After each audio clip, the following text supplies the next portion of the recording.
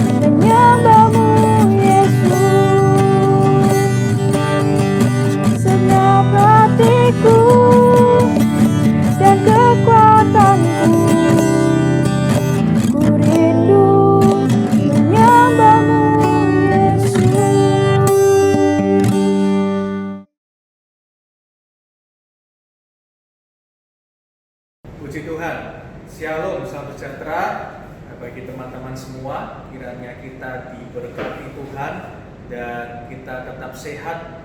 Boleh kembali lagi berjumpa dalam ibadah online pada hari ini.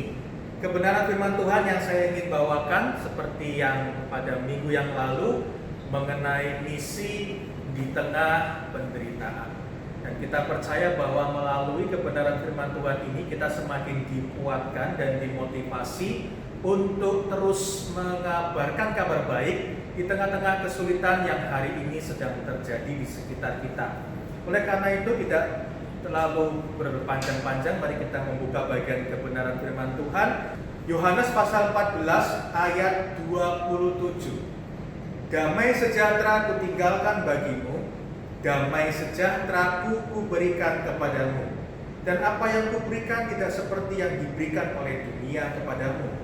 Janganlah gelisah dan gentar hatimu. Sebelum kita mendengarkan firman Tuhan, satukan hati, kita berdoa. Bapa di surga, terima kasih untuk segala kemurahan dan kebaikan Tuhan dalam hidup kami. Engkau berkenan untuk kami boleh kembali belajar firman-Mu lebih lagi. Tolonglah hamba-Mu dan setiap teman-teman yang menyaksikan tayangan ini, Tuhan berkenan dan melawat mereka di rumah masing-masing. Terpujilah nama Tuhan, dalam nama Yesus kami berdoa dan bersyukur. Amin. Teman-teman yang dikasihi Tuhan, ada sebuah kisah yang sangat menarik di malam menjelang eksekusi martir Kristen bernama Nicholas Ridley. Di tahun 1500 sampai dengan 1555. Jadi dia hanya cuma hidup 55 tahun. Ia berkata kepada rekan Kristianinya ketika ia akan menghadapi eksekusi. Dia berkata begini, tabahkanlah hatimu. Mungkin Allah akan memadamkan amukan api, atau akan menguatkan kita untuk bertahan di dalamnya. Mereka berdua berlutut sembari berdoa di dekat tiang, dan setelah bercakap-cakap sejenak, mereka dibakar sampai mati karena iman mereka. Demikian pula dengan sebuah kisah yang sama, seorang martir bernama John Hus. John Hus yang dilahirkan di Husnitz, Bohemia pada tahun 1369, lebih tua lagi. Ia belajar teologi di Universitas Prague, ditabiskan sebagai imam dan diangkat sebagai pengkhotbah di Kapel Bethlehem di Prague pada tahun 1402. Pada tahun 1409, ia dijadikan rektor universitas di situ. Ia sangat dipengaruhi oleh tulisan-tulisan Wycliffe, tapi yang dia tekankan dalam pengajarannya adalah ia menolak otoritas paus atas gereja dan penekanannya bahwa Alkitab merupakan otoritas yang tertinggi dalam semua masalah gereja. Dia dihukum dan hukumannya juga sama, diikat di tiang dan kemudian dia dibakar hidup-hidup. Ada satu hal yang menarik yang membuat dia tetap tenang. Ketika eksekusi itu berlangsung, api itu berkorban, justru John Hus menyanyi dan memuji Tuhan.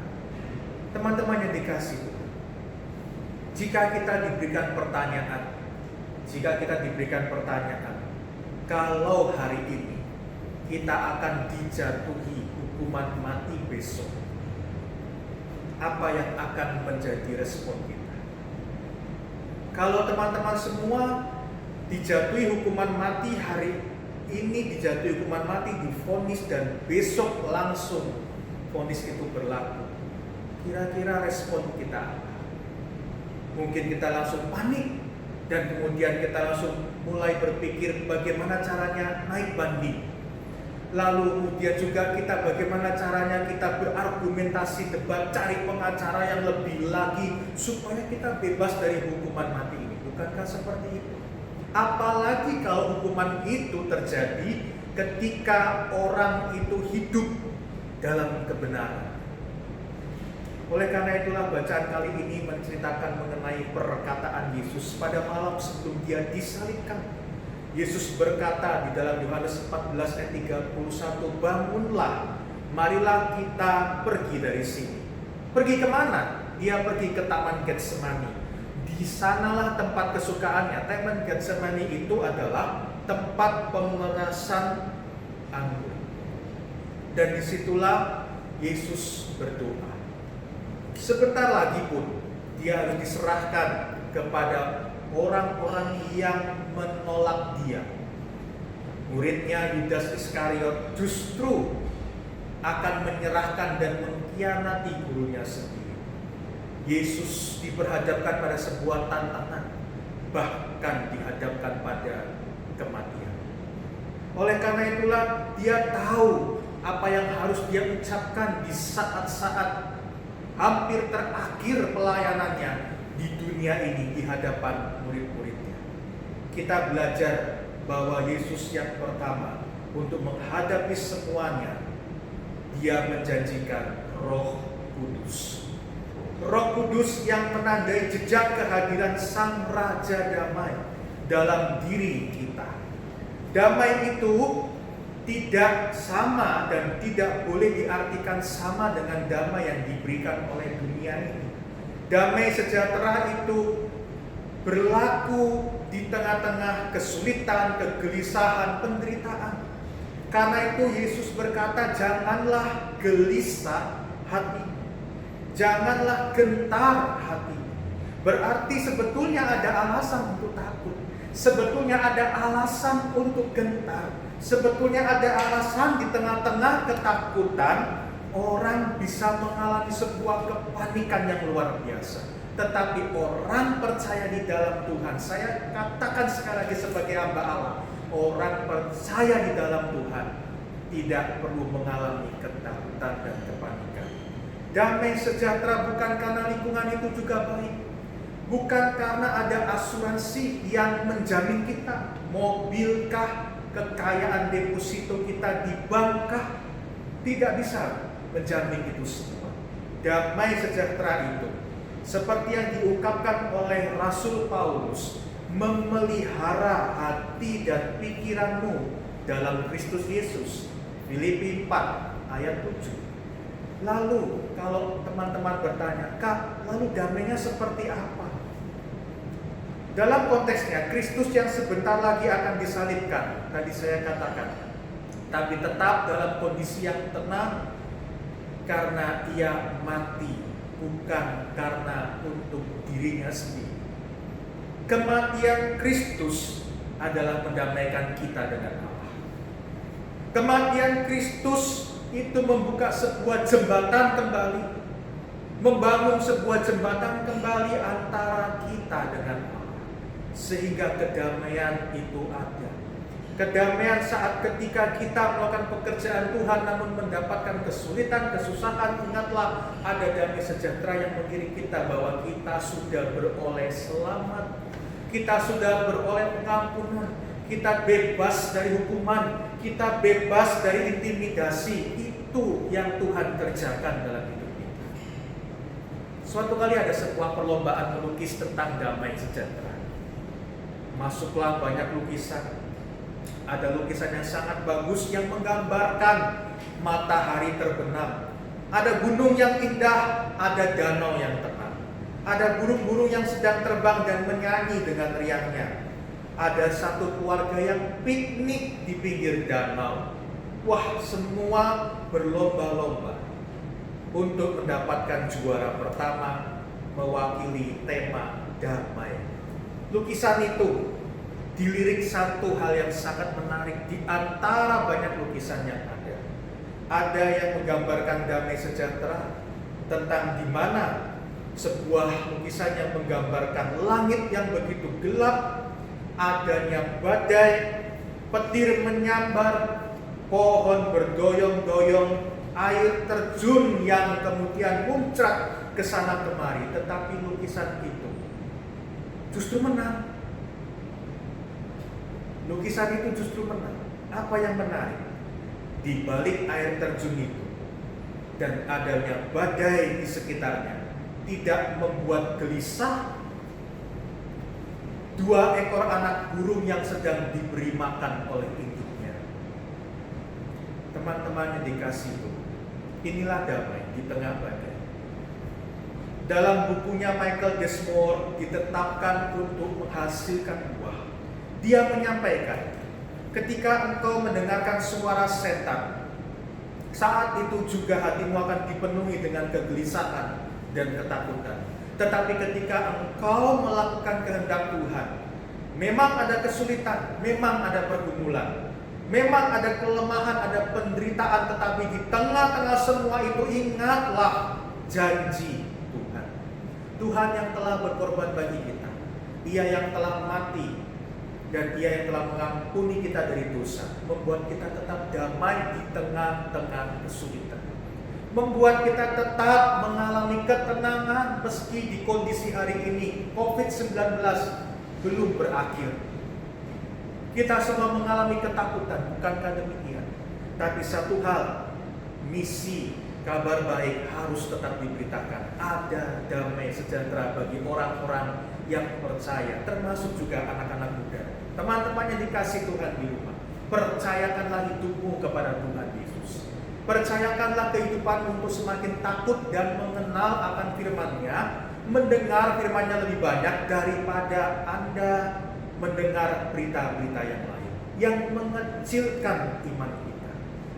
Mari kita memiliki janji ini, damai sejahtera melalui kuasa Roh-Nya yang kudus. Kedua, dalam janji damai sejahtera Kristus, Ia memberikan sukacita di tengah penderitaan. Kristus menjanjikan sukacita kepada murid-muridnya jika mereka sungguh-sungguh mengerti apa yang akan terjadi. Dalam Yohanes 14 ayat 28 berkata demikian, "Kamu telah mendengar bahwa aku telah berkata kepadamu, aku pergi tetapi aku datang kembali kepadamu. Sekiranya kamu mengasihi aku, kamu tentu akan bersukacita karena aku pergi kepada Bapa-Ku, sebab Bapa lebih besar daripada aku." Kalimat ini gak mudah untuk dipahami. Apa kaitannya sukacita dengan Yesus pergi ke Bapa? Bahkan kalimat yang paling sulit di bagian frasa terakhir, sebab Bapa lebih besar daripada aku. Seakan-akan kalimat ini menyatakan Yesus sangat rendah dengan Bapanya. Dan sering kali dipakai oleh saksi Yehova, mereka beralasan bahwa Yesus itu tidak selevel dengan Bapa. Kita melihat bagian-bagian yang lain. Sekali lagi dalam Yohanes 1:1, pada mulanya adalah firman. Firman itu bersama-sama dengan Allah dan firman itu adalah Allah. Yohanes 1:14 berkata, firman itu telah menjadi manusia, sehingga firman itu menunjuk kepada Kristus. Dan yang menjadi puncaknya, Yohanes 10:30, Yesus berkata, aku dan Bapa adalah satu. Lalu apa artinya, Kak? Yesus berkata, Bapa lebih besar daripada aku. Ini adalah sebuah bagian yang sama diungkapkan oleh Paulus di dalam suratnya Filipi 2 ayat 5 sampai dengan 11 yang menyatakan tentang kenosis. Kristus yang walaupun Allah, dengan rupa Allah, Ia tidak menganggap kesetaraannya dengan Allah sebagai milik yang harus dipertahankan, melainkan Dia mengosongkan dirinya, mengambil rupa seorang hamba dan menjadi sama dengan manusia. Di dalam keadaannya sebagai manusia, Dia taat sampai mati di atas kayu salib.